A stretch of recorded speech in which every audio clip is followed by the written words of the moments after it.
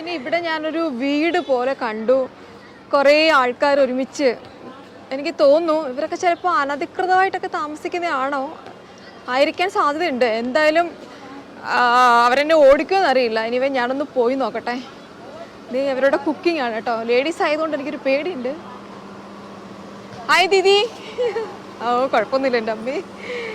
ഏ അപ്പ house oh my God. ഇതുണ്ട് അവരുടെ കയ്യിൽ ടാറ്റു കിടക്കുന്നുണ്ട്. അച്ഛ ബ്യൂട്ടിഫുൾ ടാറ്റു. ഞാൻ അതിനകത്തോട്ട് ഞാനൊന്ന് പോയി നോക്കട്ടെ. ഇതുണ്ടോ, ഇതാണ് ഇവരുടെ ഒരു വീടിൻ്റെ സെറ്റപ്പ് എന്ന് പറയുന്നത്.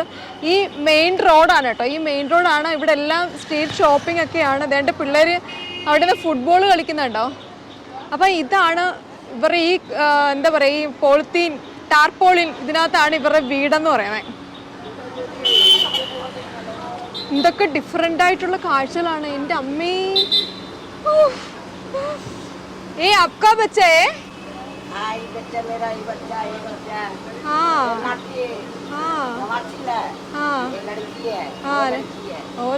ഇത് കണ്ടോ എൻ്റെ ഡ്യൂട്ട്സ്. ഞാനിത് എന്താ ചെയ്യണ്ടേ? എനിക്ക് ഇതുണ്ട് ഇവർ കിടന്ന് ഉറങ്ങുന്നത്. ഞാൻ നേരത്തെ പറഞ്ഞില്ലേ, ഇവിടുത്തെ റിക്ഷ, അതായത് ഇത് ഗുഡ്സ് കൊണ്ടുപോകുന്ന റിക്ഷയാണ്. ഇതിനകത്താണ് ഇവർ കിടന്ന് ഉറങ്ങുന്നത്.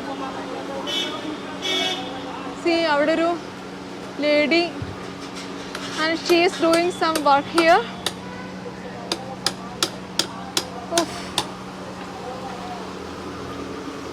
क्या है ये, क्या है? ओ मछली है.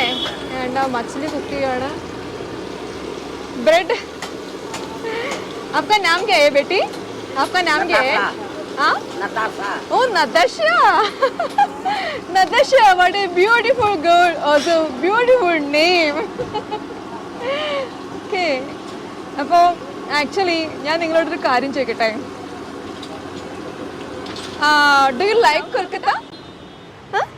If you ask me the same back, I have to say I really, really, really love Kolkata. You know why? Because here each street has a story to tell, and each of them are different.